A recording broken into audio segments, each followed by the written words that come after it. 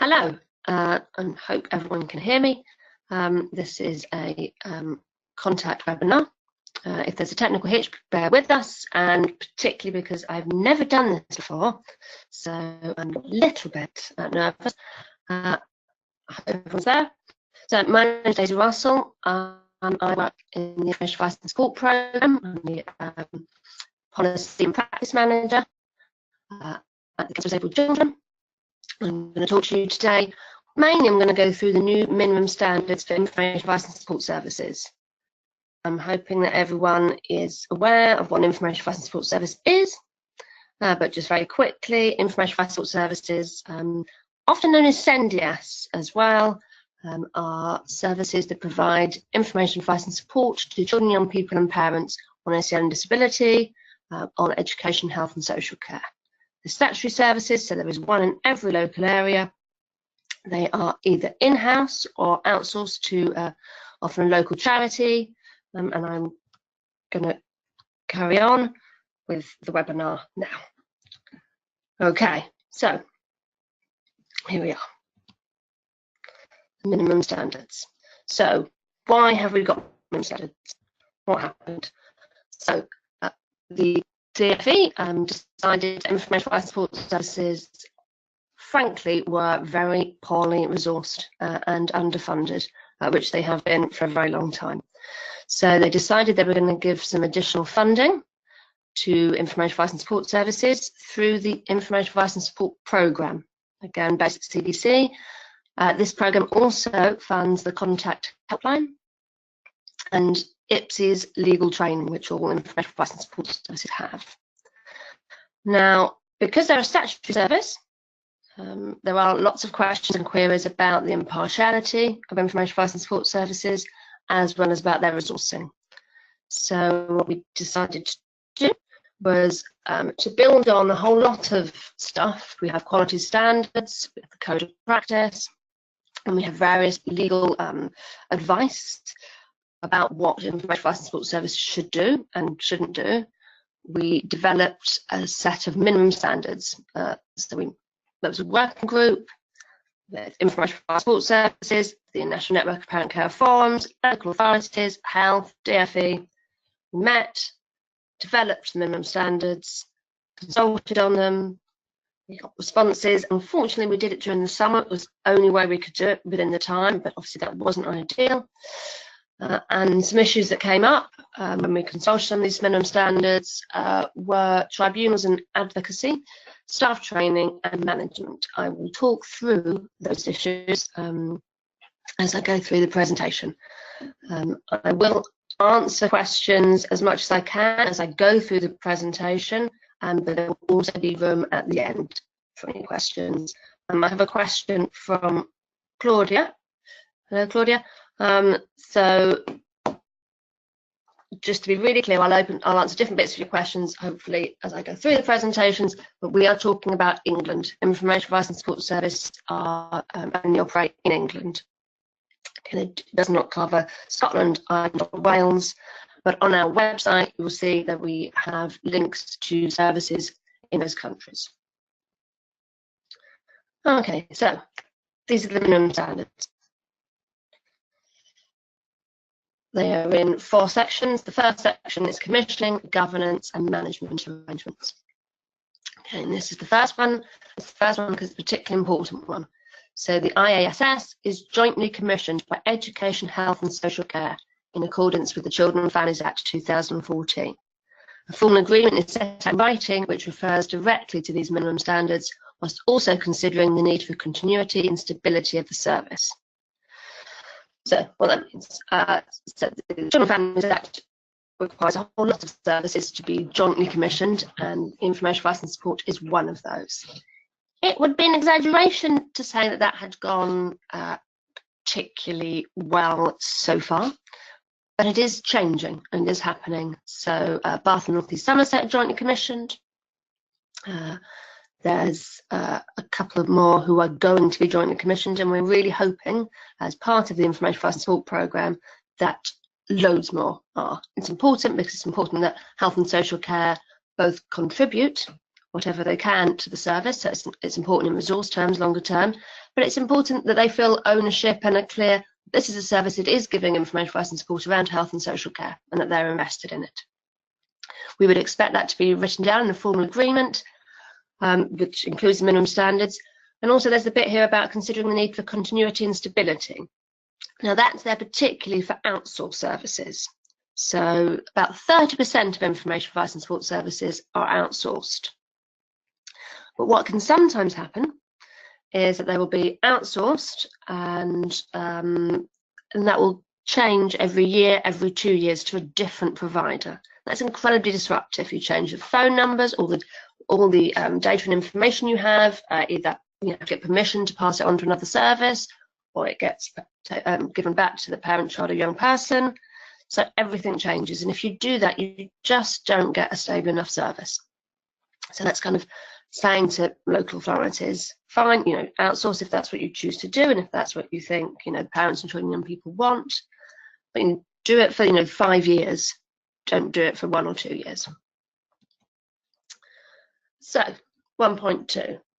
The IAS is designed and commissioned with children, young people and parents, and has the capacity and resources to meet these minimum standards and local need. So that's one about making sure that local authority and CCGs are talking to local children and young people about their service, about what it's doing, about what it's not doing, and about what they need and want from it. Capacity. So again, we have huge issues with capacity. We have some of our smallest services out 0.3 of a person, up to 8. So huge differences across the country. And while some of that is about very small local authorities, it isn't always. So we have some quite big local authorities with very small services, and obviously that just doesn't work.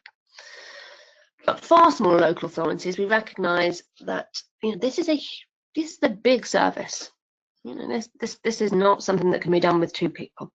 So for some small local authorities to get a compliant service, they need to commission not only with health and social care, but across local areas. So you would want them to be talking to their neighbours and saying, okay, do we have a service that goes across both of our local authorities, or do we share some components of the service? So do we share a children and young people's worker across the local authorities? For some little services, maybe, do we buy in strategic management and support from another service? So there are lots of different options, lots of different ways that people can do it. We're just keen that people start doing it, local authorities start doing it. They have, in fairness, but we still have a way to go, and these things aren't going to change overnight. But there's a recognition that this is a significant service for local authority to provide, and it needs to do so, and sometimes for small local authorities that will mean looking at different ways of doing it.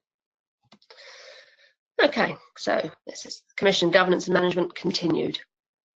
So the Information Advice and Support Service provides an all-year-round flexible service which is open during normal office hours and includes a direct helpline, 24-hour answer machine, callback and signposting service, including linking to the National Send helpline. Now this is, you would say a basic. It's been in Code of Practice and other old minimum standards for as long as I can remember. However, there are or were services who were term time only, had very restricted hours, and you could just never get hold of them. Not most, but it happened. So this is just a nod saying, this service needs to be there. People need to be able to contact it. They need to know when their call is going to be returned if they've left a message.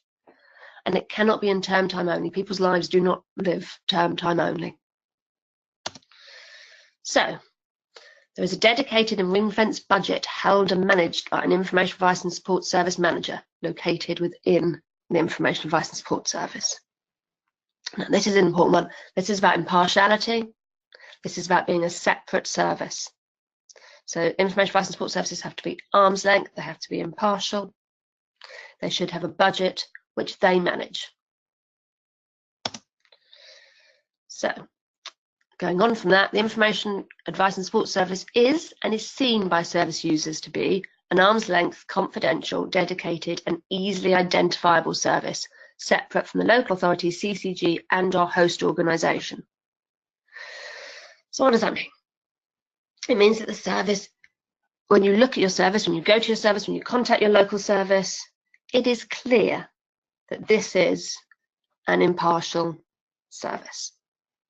It's got its own branding. When you phone it up, the phone is answered by someone from the Information and Support Service, not from the SDN team or the general local authority answer machine or call centre. That you feel absolutely confident that anything you tell that service will be confidential to that service. And you know what that service is locally. Oh yes, that's the Information Advice and Support Service. Now, sometimes we have services, or have had services, who have been, sitting in the SEN section in the main local authority building. Now, they may be carrying out a completely impartial and confidential service. That is possible, but it doesn't look particularly impartial or confidential, and it doesn't give people confidence in the service. So it is about looking about where the service is. That doesn't necessarily mean it has to be outsourced, absolutely not, but does it have to be in the SEN section of the main local authority building? Okay, so continued.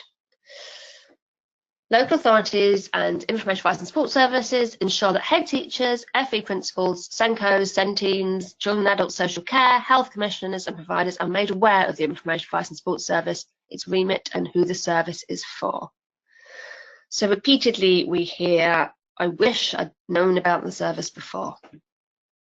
Right, and that's the worst thing to hear. You need people to know that the service is there when they need the service. And it's a duty on the local authority to make sure that people do know about the service. So there should be, leaflets in schools. You should go to the GP, and when you're at the GP, there should be a leaflet there. People should know about the service. The governance arrangements outline a clear management structure encompassing a strategic manager within the Information Advice and Support Service, steering group or advisory body, which includes representatives from service groups and key stakeholders from education, social care and health. So if your local service has a steering group or advisory group, and if they don't, they will be having one, go and ask questions about it. Are you on it? Do you know who's on it? What are they doing? We're clear that this may not be a group that meets every, 2 months or every 3 months, because, that's a lot of meeting. And as you'll all know in parent care forums, there are a lot of meetings. So it can be an advisory group that meets once or twice a year and the rest is done electronically. It may work in all different kinds of ways, but it does need to be there. It needs to give the service support, make sure the service is meeting the minimum standards, and give again that impartiality and that separateness. So the Information Advice and Support Service should have a development plan, which is reviewed annually with the steering group advisory body, which includes specific actions and improvement targets. And the Information Advice and Support Service is like everyone else. They're doing what they do. They need support and help at getting better at it. And even if they're doing really well, there's always stuff that can improve, the stuff that needs to be done differently, and the development plan should reflect all of that. Okay, we're going on to the second bit of the minimum standards, which are the strategic functions of the service. Now, this was and remains for some services controversial. Not hugely controversial, but controversial nonetheless. So each Information Advice and Support Service has a manager based solely within the service, without additional local authority, CCG or host body responsibilities or roles. Just to be clear, when we're saying host body, that would be the organisation that the service is based with if it's not an in-house service. So that could be, Bernardo's, kids have quite a few.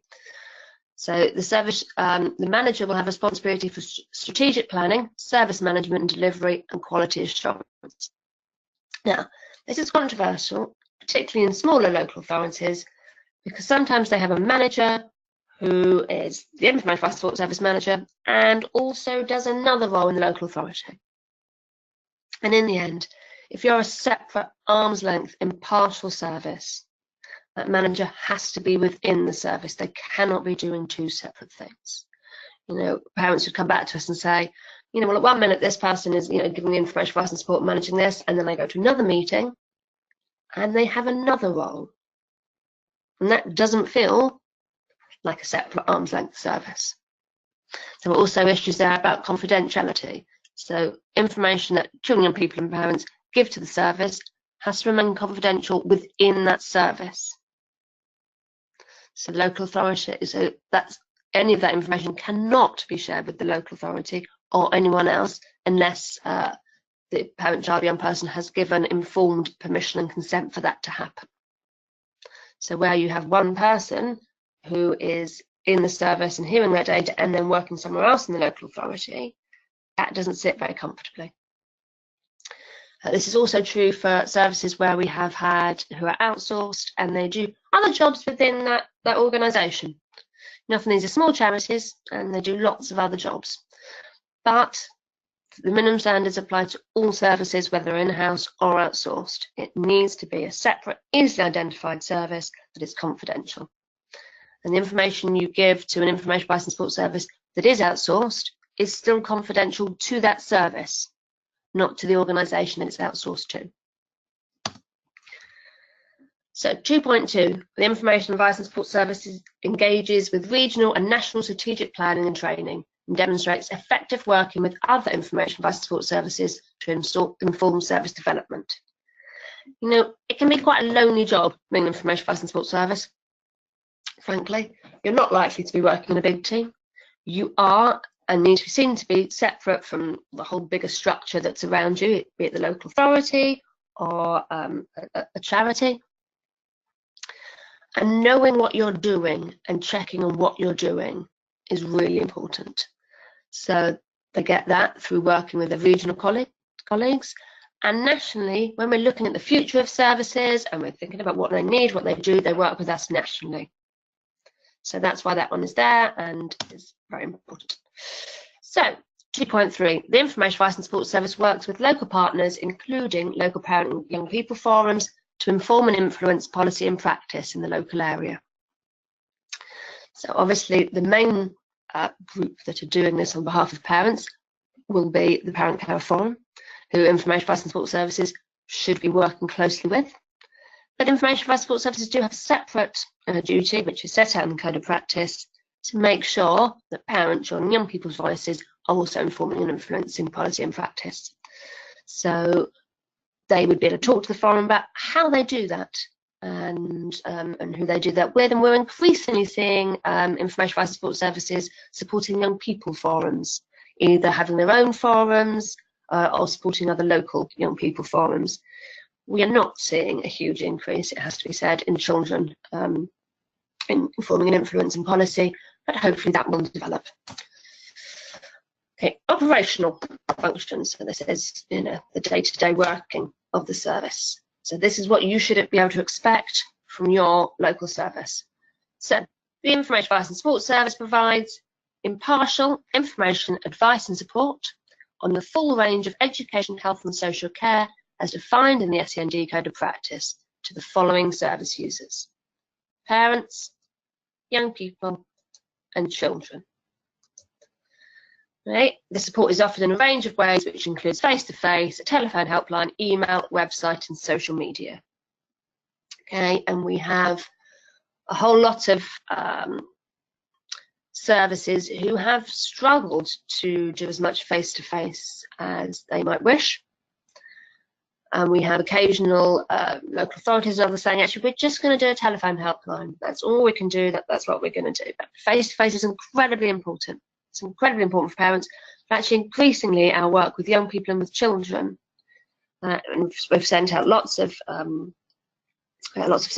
surveys about how would you like your information, advice and support, whatever, whether it be Instagram or Snapchat or whatever it happens to be. And actually, one said, actually, just face-to-face, please.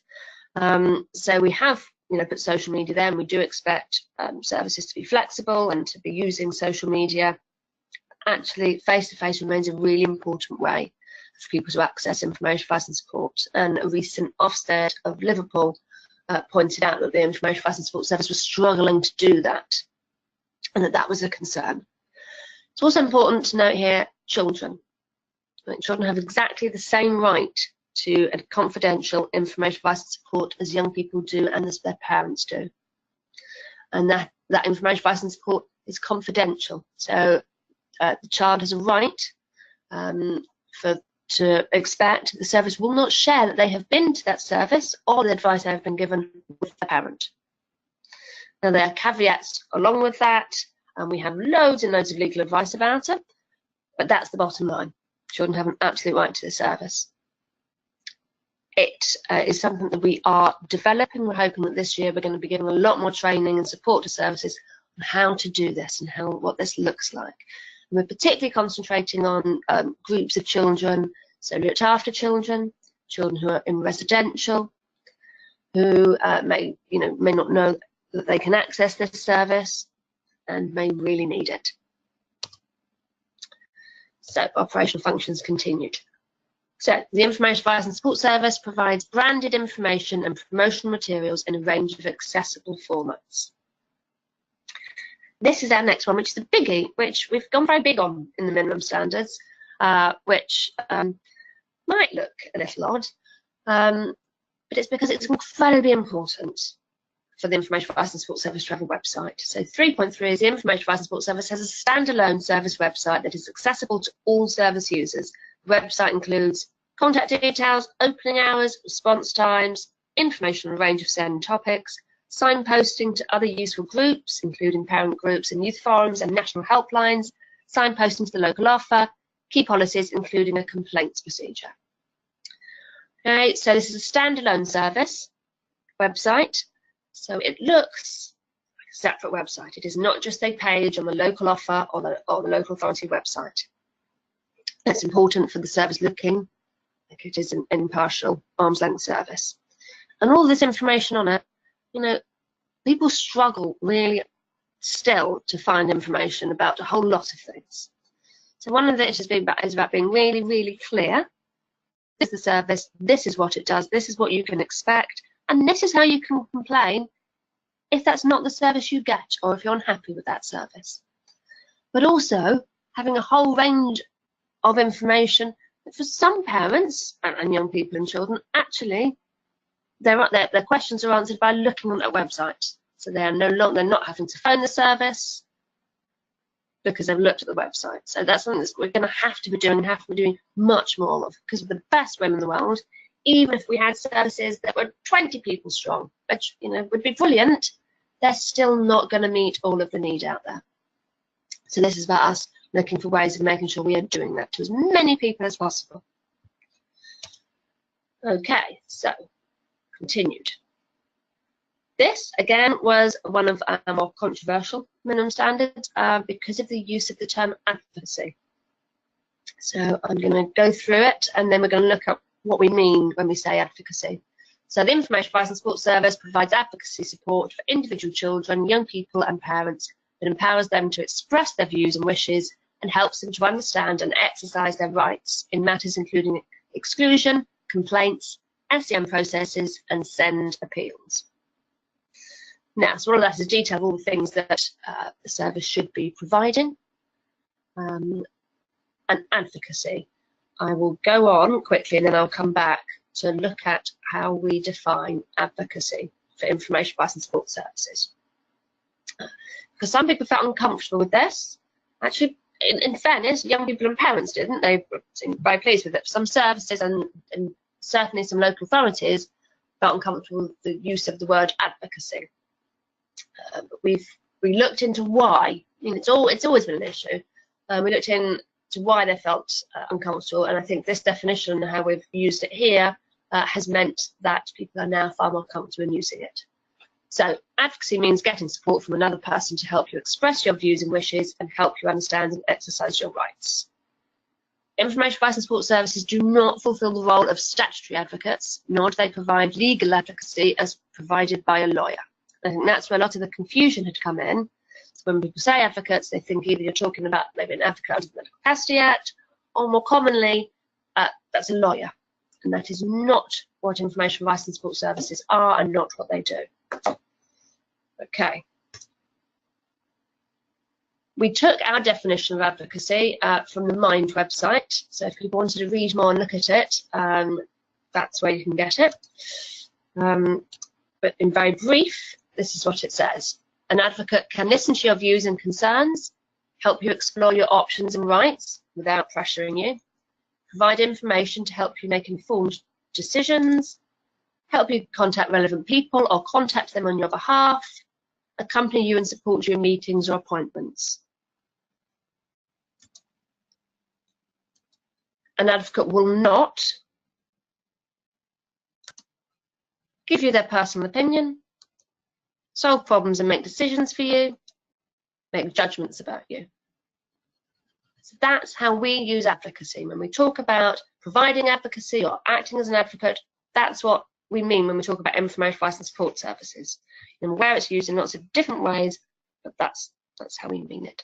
Now I'm just going to go back through the slides, which is not particularly high tech of me, but that's where we are. Okay, so 3.5. Again, one that is slightly controversial, which shouldn't be. This has always been our advice to services. It's in the code of practice. We have legal advice about it as well, because it's something that services historically have been challenged on.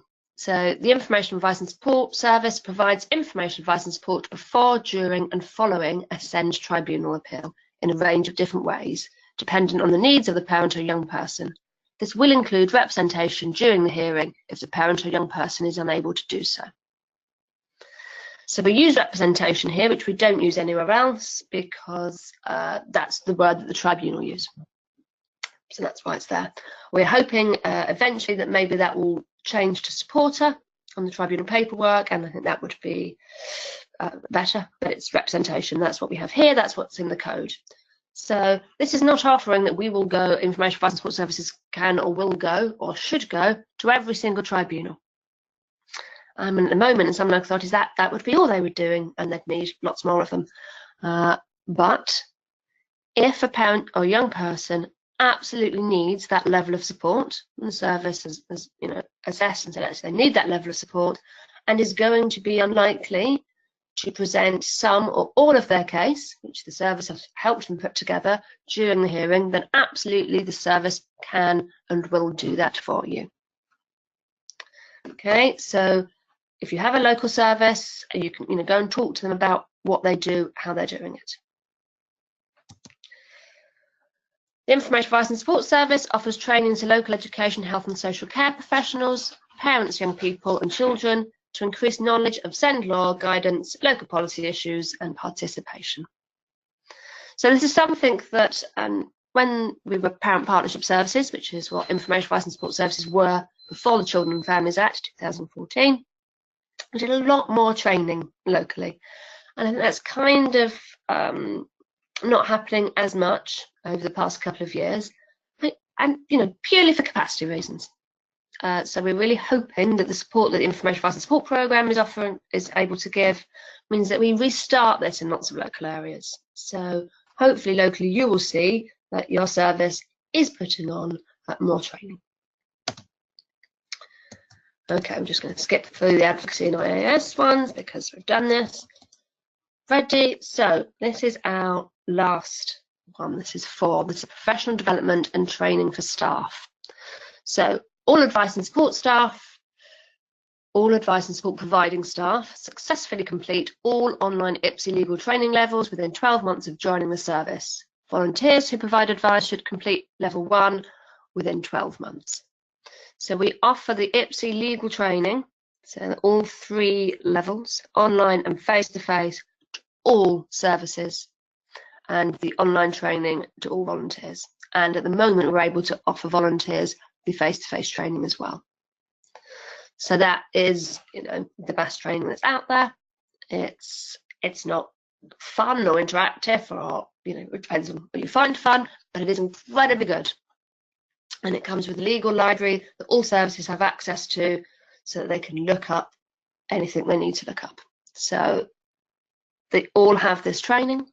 Every single service now has at least one person, often more, who has completed level 1, and the vast majority, I think the last count we did, about 90% had staff that had completed all 3 levels. Okay, and those ones that hadn't, it was mainly because someone had left, people had left, or they were a new service.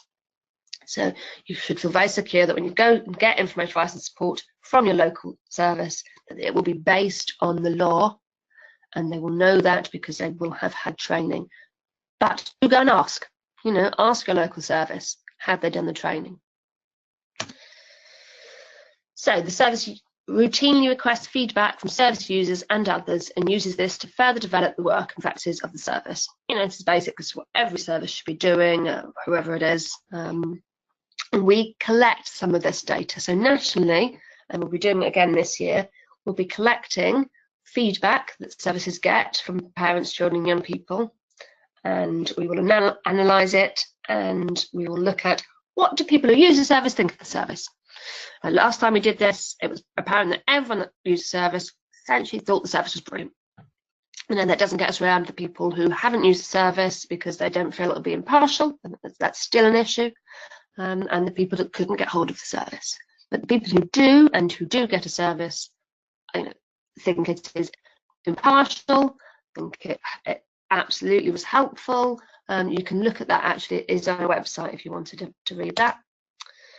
And lastly, all information advice and support service staff and volunteers have ongoing supervision and continuing professional development. Now, that's basic, that should be happening for everyone. Often it's not happening for a whole lot of reasons, but because they are this kind of arm's length, slightly separate service, it can be a bit out of sight, out of mind. So they can get left out when the local authority are doing training, and a bit kind of, you're over there, so we're just going to leave you alone. Now, while absolutely, yes, they need to be at a separate service, it is a local authority statutory obligation to have that service, and they should be making sure that their staff are properly supported. Okay, now that is the end of the minimum standards. That is them. They can be found on our website, and I'll let you, the links are on this presentation, which we'll get to. We have a kind of very straight minimum standards. They have the DFE logo and the Department of Health and Social Care logo and nothing else. But we also have them in easy read, and they are brilliant. So they are very colourful, and I don't know if anyone's ever done anything in easy read, but it's amazing because it really brings it down to the kind of nub of the issue. There's no flannelling around. It just says stuff like, the service will have money, which is genius. So I would suggest that everyone had a look at the easy read and share them with anyone else you think might find interesting. And then the next steps, now this is slightly embarrassing, the first next step is that additional guidance on the minimum standards will be developed. And it will be developed, but it hasn't been developed yet because I'm responsible for doing that and I haven't done it, is the truth. There won't be huge guidance because the minimum standards are pretty straightforward, I think, but it will be developing what we mean when we say impartiality. How do we define that? And a little bit on confidentiality and linking to all the legal guidance we have on those things. But if people do think, the other thing probably important to say is when we were working with parent care forums on the minimum standards, we talked about the reason we hadn't used parent carer in the minimum standards. It's mainly because this is based on the law, and the law is very clear about the rights of parents, children, and young people. And for some people, it would be confused if we were saying we offered a service to carers. We would have to then, we cannot talk about a child with someone who isn't their parent or has parental responsibility. But what we agreed is that in this guidance, we would talk about why we've done that and make it clear we are talking about parent and carers as the form definition. So I will write them and then they will be out. I don't know when. I don't know if we can do a formal launch now, in honesty. I'm not sure if that boat hasn't sailed, but the easy read version is available. And I think if I did anything, I might have a formal launch of the easy read version. We haven't printed any because, it costs money. Two, we haven't got any storage. And I think most people now will be downloading it. But if people think actually it'd be really helpful to have some hard copies available, I'm not against doing it. So we could do that. People can contact me if they think that would be useful. So services will have to assess their compliance and their priorities against the minimum standards. And this is where the Information Advice and Support Programme comes in.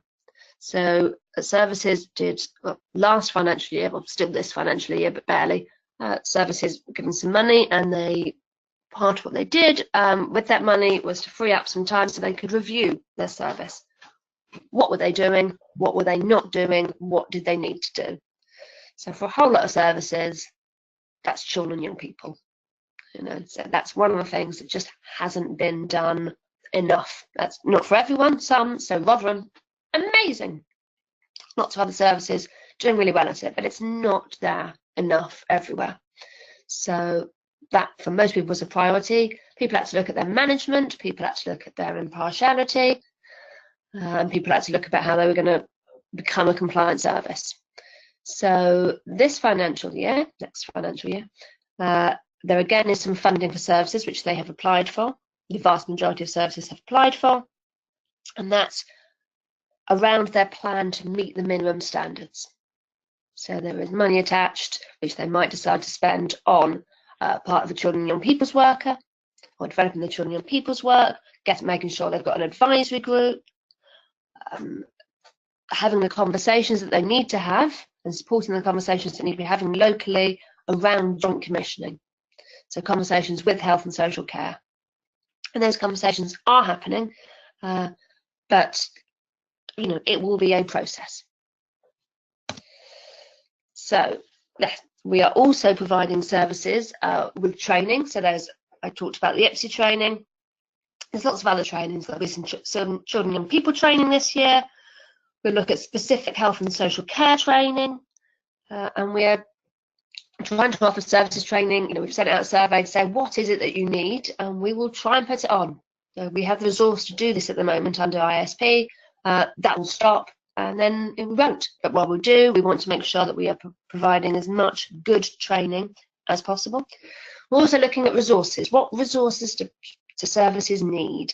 We already have provided services with a whole lot of templates based on the law.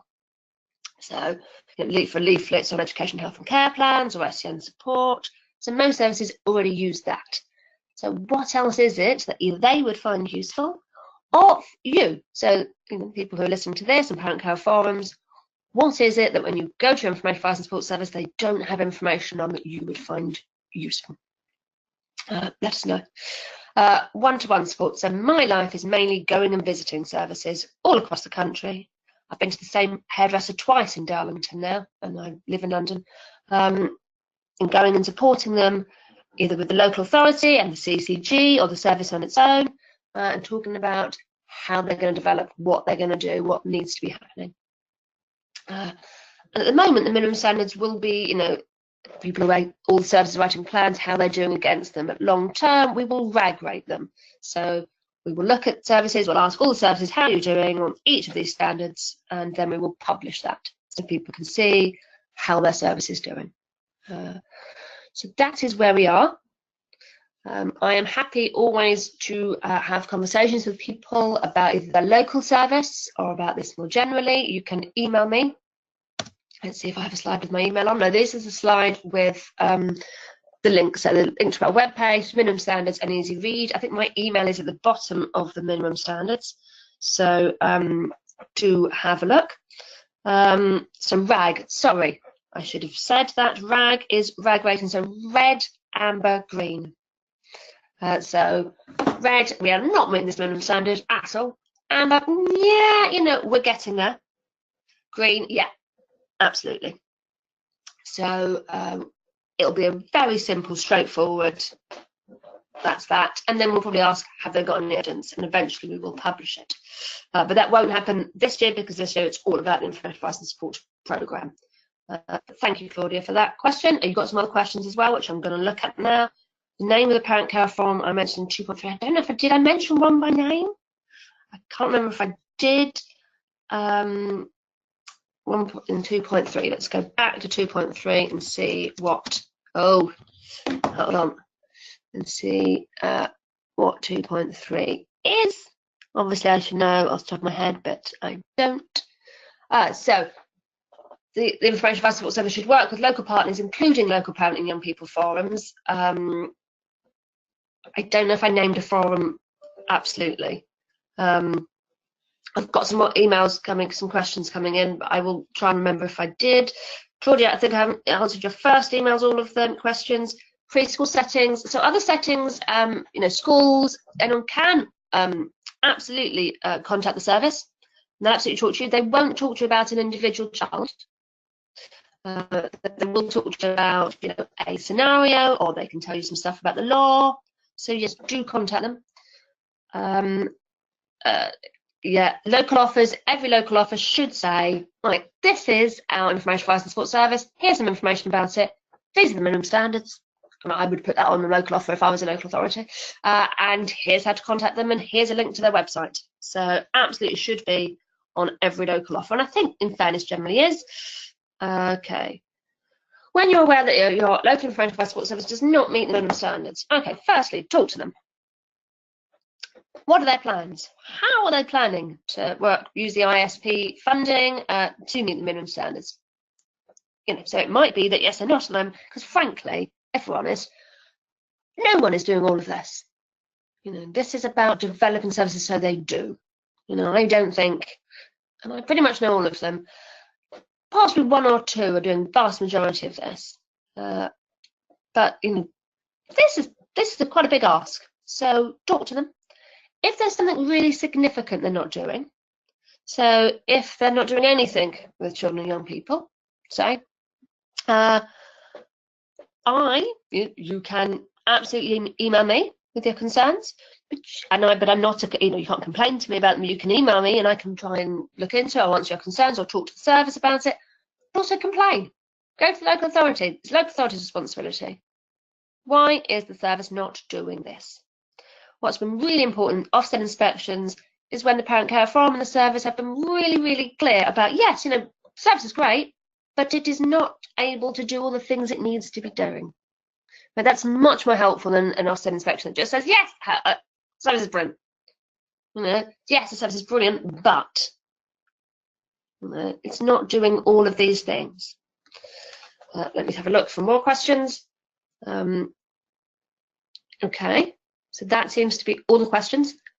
Type in new questions if you get any. And if we don't answer them here, my email is drussell, RUSSELL, @ncb.org.uk. So you can email me separately from this. No further questions have been received. Okay, so I hope I answered everyone's questions, and I hope that was useful. It's the first time I've done this. Very exciting. I still can't really believe you can't see me. Anyway, thank you very much for listening. And I should put it on the last slide. Oh no, I've gone crazy. I've added new slides. Anyway, I'm going to stop now. Thank you very much for listening. And like I said, do contact me if there's anything else you need or want.